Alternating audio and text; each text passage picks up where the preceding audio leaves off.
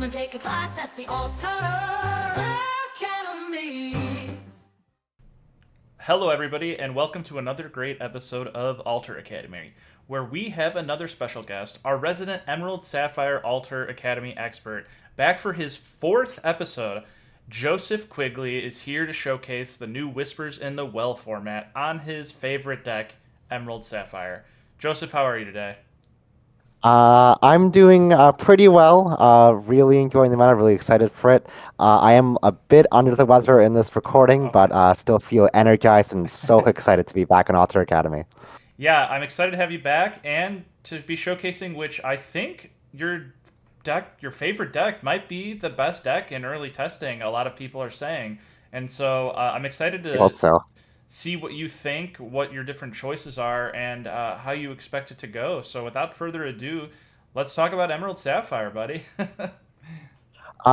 Yeah, it feels really strong in early testing, and the challenge has been that there are too many good cards to consider, as Yes. opposed to last set where it felt like we had to put a bunch of like so-so pieces in to manage and just get that Clarabelle down or die. It feels like the possibilities have expanded greatly. And naturally, the possibility that I was most eager to in this detective themed set was detectives, and Hmm. specifically Judy Hopps, the 4 ink 3/3 Yep. search for a detective on top three on play and on quest. I played Green Blue back in set 8 when Grand Matala was so good, and Judy Hopps is kind of a better Grand Matala. She's not as good on turn 3 as Grand Matala is, but late game she is so much more powerful a lot of the ways because she can in those grindy low resource games just suddenly do what rabbits do best and multiply into a bunch of detectives for you when you go Judy into draw a bunch of detectives, and you can easily find yourself with a lot of cards without even having to rely on Clarabelle as much in that late game. So I found her to be pretty strong in my testing. I'm about 200 games in and Oh wow. playing mostly detectives and hovering at about 70% win rate. So it's felt pretty good. I do think there are other ways you can build green and blue. The detective build makes you a bit less flexible in terms of your tech options. So if you want to address a wide meta or you just want to have more variety, I can certainly see a route where you don't go detectives, and that may end up being more correct. I should say that I am not 100% set in the list. I'm pretty sure nobody is Right. right now because so much is in flux in this early meta, and I fully expect the meta to be a lot more dynamic than the last meta is in terms of the week to week changes. Agreed. And so likewise, Green Blue's control deck is going to have to adapt week to week to the changing flux of the meta. But to start out, this has felt really strong. It is not too expensive, not relying on any legendaries in the new set. Um, you might notice that this deck does not currently play Cinderella 4 drop, Hmm. which I did notice everybody that. is raving about. And I do think it's a good card, and I do think it's absolutely a card you could include in this build, detective or no detective. I ultimately felt that if I wasn't playing the Basil shift line, which you can certainly play, but I am not in this build to make room for the Clarabelle shift line. Without that option and with the need to play Donald Duck 5 drop in the deck, I didn't find Cinderella as necessary in this particular configuration of the deck. Again, still a good option, but you can definitely make do and do well without her. Yeah. Um, in terms of the detective lineup, we're playing Basil, of course, the Basil 7 drop, which naturally is a detective, which kind of makes Judy work in Green Blue specifically, along with the Donald Duck 5 drop, which helps you ramp. And our other detective of choice is Basil, 6 drop, which is pretty good in those late game scenarios. Gets to discard the last 1 to 2 cards in hand and win out that way. I have hovered at 15 to 16 detectives. I don't think I would want to go lower than that. That gets you at about little bit over 50% to hit off Cutie, which is good enough Yep. when you can like get it on play and quest. You can go again, play the 1 drop Basil if you want to shift line to up your detective count, but this works well enough. Yeah, agreed. I gotta ask though, one bend to my will. I know you love the card. I haven't seen it in a lot of Emerald Sapphire lists, but why did you settle on one here? Um, A similar reason to last set, I suppose. Mm-hmm. It's really good against the best deck in the format, and if that's blue-green, well, it is a mirror breaker card. It's really powerful in that specific role, and it can come up in other matchups too sometimes. And I still like having that because I find it makes mirrors a lot more easy, and that's going to be a lot more relevant in this set. It's also good in other decks like Blurple, if that's still around, although I don't expect it to be around as much. It's okay into blue steel as well sometimes, which I do expect to be around. It's just a nice card to have access to. And in this set, we're doing a lot better on uninkables. You may notice that this has Yeah. 5. Yeah. So like it feels much less greedy than last set to just toss a bend in there. Yeah, I agree. Like I was just actually looking at this and noticing just wait, you're fitting under the sea and you have very little uninkable, so it's not really a huge issue that you're gonna not be able to get to your needed ink and stuff. And so this looks like it's not gonna brick very often, which is much better than the Feels previous Emerald so Sapphires. it feels so much better. I think regardless of how you're building, it's going to be less on inks with the fill up line now in Mm-hmm. there, and it just feels so much smoother. Now, pretty much every build is on the Philip combo. This deck is probably the Yep. best one to utilize the Philip board wipe, which has been a big boost for it in this metagame. What is under more contention right now is the small Philip shift line option. Mm-hmm. I can take or leave it, and I have taken or leave it in my testing, but Small I've come back. PP. The small PP, yes. I Uh, laugh every time. I Sorry guys, I'm 5. it's it's it's pretty funny. But I've come back around to it lately, specifically due to Purple Steel, where I've been finding that you can just get run over on the draw a lot, Mm-hmm. where they just go too fast. Last set, it was really important for you to be able to just board wipe them on 6 ink or 7 ink to swing the game and stabilize with the heads held high UTS combo.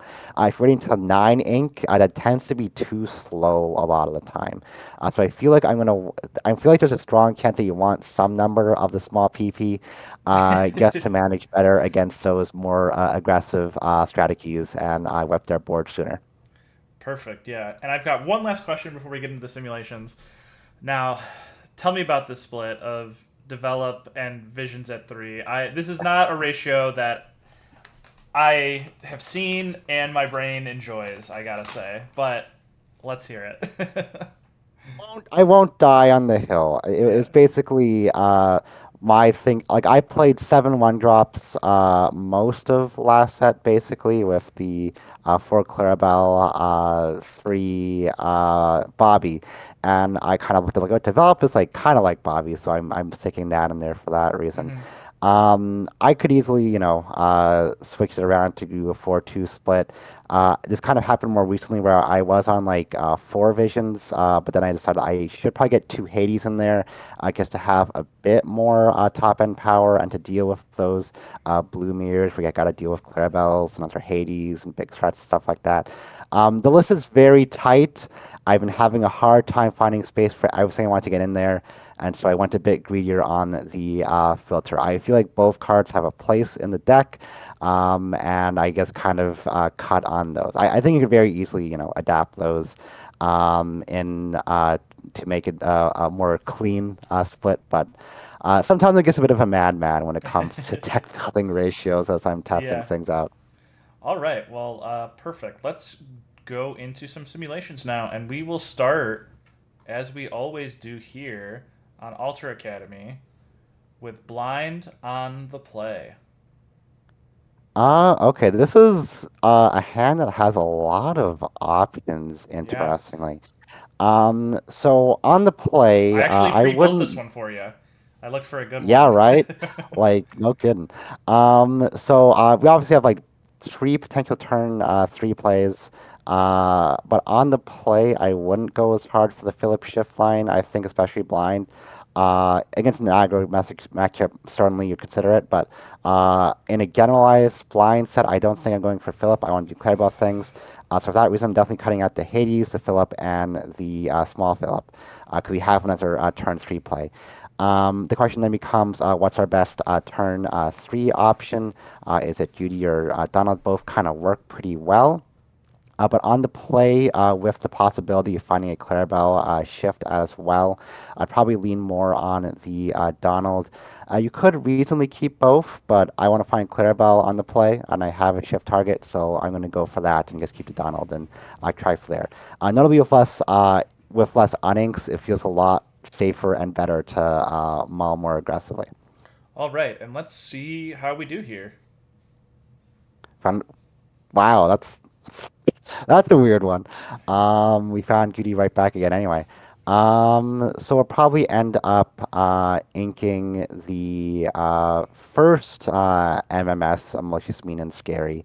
Although we do have the potential of Philip comboing early with it. Go for the Clarabelle. Still probably curving out to the Donald.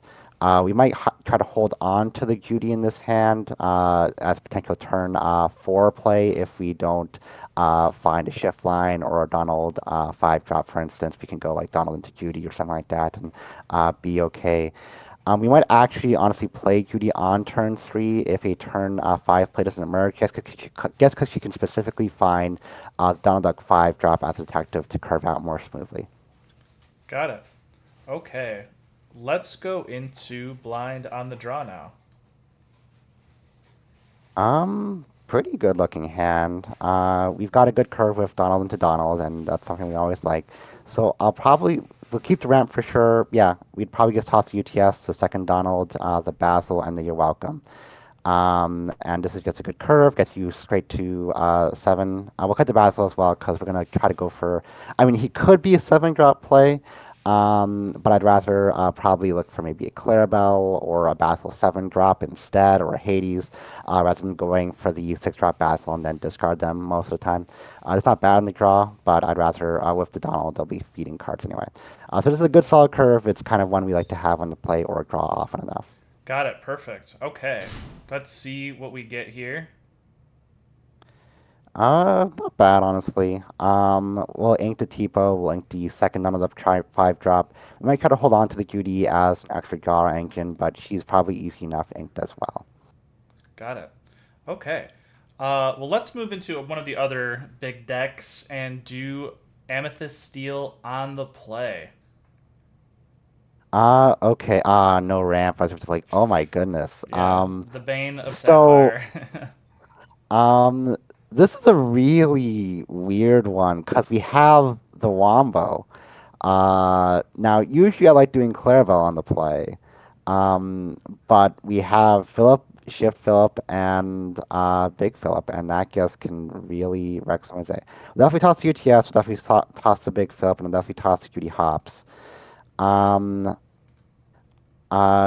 so if I was on the draw, I'd probably definitely keep the combo, toss the Clarabelle, and call it a day, and say like, all right, find ramp, do the combo, win on the draw. On the play, it's a lot more contestable whether or not that's wise, especially without ramp in hand. Mm-hmm.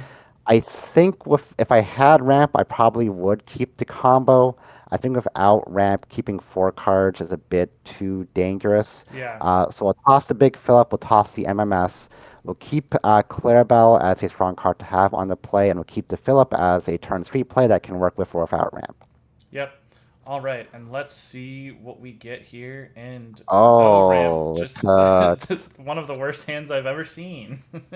my God. It's fine. We'll simply top deck it on turn two. It'll we'll, be okay. we'll simply top deck it. Okay. Let's go into Amethyst Steel on the draw now. Oh my gosh. Um, Wait, we found the combo. Oh my gosh, it happened again. Um, We're on so the draw on the this time draw with now. yeah, so on the draw, Amethyst still can actually be pretty tough. And I think getting the combo down is a bit more important. On the play, you can just do Clarabelle things and probably get there a reasonable amount of time, but on the draw, that doesn't tend to be fast enough.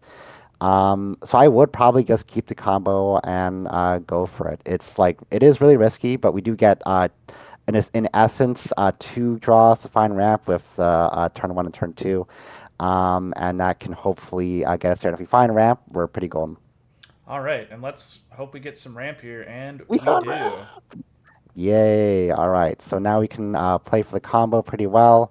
We'll probably go for now. We could. This is interesting. We have the option to do the turn four board wipe Mm-hmm. with Tipo into Sail Philip. Yeah, Now that leaves us really card starved, and I don't think turn four versus turn five makes that much of a difference. You're before any possible Demona either way. yeah. So I probably would, instead of doing something like that, I might most of the time just go for sail on two into fill up into possibly another fill up into shift and then Basil so you keep more cards in hand. But depending on how good your draws are, like maybe you find like a Judy or Donald off the top, and you can know you're going to get card draw and go for that more aggressive line. It just depends on how your card hand's looking. But either way, we go for the shift line and we should be okay against Amethyst Steel. Perfect. Okay, and now let's go to one of the decks that wasn't really necessarily considered the best last set. Some did consider it the best. They have a good following, but let's go to Sapphire Steel on the play. All right. Oh wow, that's this is close to a full keep. Oh wow. I think we could be a bit greedier though. You really want to like Credible Shift on the play is obviously still what you want to do. Um, you really want to find your welcome to try to force their hand a bit because Sapphire Steel is very good at emptying out their hand fast against Green Blue a lot of the time. So we'll toss the MMS, we'll toss the Visions, we'll toss the Basil. And we're in essence looking for either a Donald for safety or a backup. You're welcome. But otherwise, that's a very good 1, 2, 3, 4 curve. All right, and yeah, let's see how we do here. Okay, pretty good. Oh, that MMS just lagged for a second there. Yeah, that was Um, weird. so this is pretty strong. We do interestingly, even on turn one, have a choice to make as far as do you go for trying to guarantee the shift line more, or do you go for the Duty hops on turn three? I'll probably go for Goody on three instead of trying to greed for playing out two Clarabelles and just have a bit more board presence. Hmm. You don't necessarily have to quest with her when you're going for Clarabelle, and you can just quest for her after, just have her as a body that contests board, okay? And then if our Clarabelle gets shot, we still have the Donald follow up to get to Clarabelle on turn five at least. Perfect. Okay, and now let's do our Sapphire Steel on the draw. Okay, we've got ramp, we've got even one drop play. So we'll cut the visions, probably the basil and the you're welcome. I still usually like keeping two sources of ramp if one is sail in green blue. You don't rely as much on double ramping as you used to, especially in this build that plays Donald 5. But it's still nice to have that option sometimes because you usually want to ramp twice if you're not shifting in the early game. Hopefully the developer finds something good. Otherwise, this is a decent curve. Perfect. All right, and got part of the combo. Ooh. We do have part of the combo, which is Probably gonna have kind to of ink it. tantalizing. Yeah, probably. We probably want to try to keep Big Philip Yeah. as long as we possibly can, because we want to make sure we can slam it down on turn 9. I'm comfortable inking the first one if I have to, and we might have to. But if we can hold on to it, just to make sure we assemble the combo to play it on curve or close to on curve, because that's how we're going to swing the game in the late game. Yep. Exactly. All right, and for the sake of time, we will be switching to on the draw only now. So let's go into Amber Steel aggro on the draw. Um, oh, that's not exactly what we're looking for. I'm pretty much housing everything that's not sale here. We need an early curve, and we need a way to UTS, which is what that's here for. Underground's really rough, but we can hope for the best. But nothing there that really works against Amber Steel, unfortunately. Yeah, not one of your best matchups, but maybe I, we can get there. I should say if you're playing the shift line, you would definitely keep the big Basil there because the Basil shift line is very good into Amber Steel if that becomes Yeah. more of a meta threat. This is like decent. We can go sail into probably Philip over Donald 4 drop because it can actually like kill Nulls and stuff. It doesn't die to like a strength. And then we go for Donald into probably Basil. And then hope that's enough if we top deck and undersea at the right moment, basically. Yeah, I think you would probably be dead there, but though. Oh, I know, I know. I don't So expect I this don't. deck to be Amber Steel on the draw. Right, no, I don't either. And let's, for the final one of the day, do a mirror match of Emerald Sapphire on the draw. All right. Oh, no ramp. That's sad. So this is still a very Clarabelle focused matchup, and we don't really care for Philip here. So I'd probably toss everything but Clarabelle and Develop, to be honest, with no ramp, unfortunately.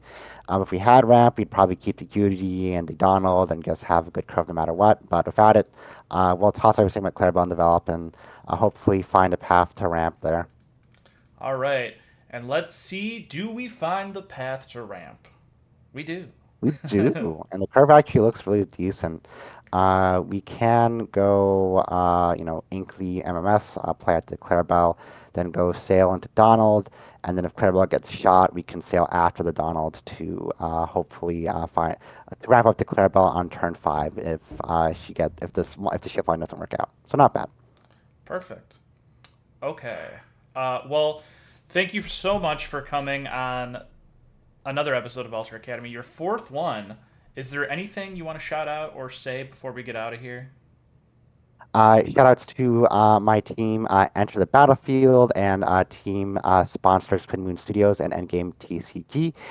And you can expect a Metafy guide for me for set 10 coming soon for the next week or two, where I'll be trying to break down the deck, all the different options, possibly a slightly tweaked build because every day more testing comes in, more data comes in, and I'll be updating the guides throughout the set as it progresses as well. You can find me at metafy.gg at Pandemonium Heart.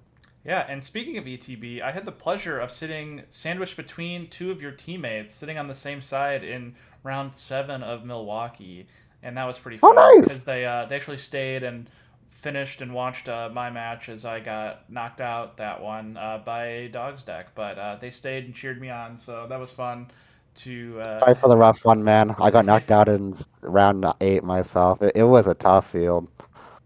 Yeah, I lost. I was at 19 to their 0 in game 3, and was just like I kept 7 in my hand, and I was like, as long as they don't shift Lady under the sea on turn 4, I win. And of course, that's what they had. So, but I mean, if once they see I keep 7, they're probably aggressively going for something like that. But I was just hoping that I'd get there because I was like, well, my hand wins on turn 5, so I'm gonna keep the 7. uh, Fair enough. Well, but that's tough. Anyway, this has been Alter Academy. Joseph, once again, thank you for being our most consistent guest here and just showcasing Emerald, Sapphire, and all the different variants throughout the different sets. So, just much appreciated and thank you. And we'll see you all next week here at Alter Academy. Bye, everybody. Thank you so much. Take care.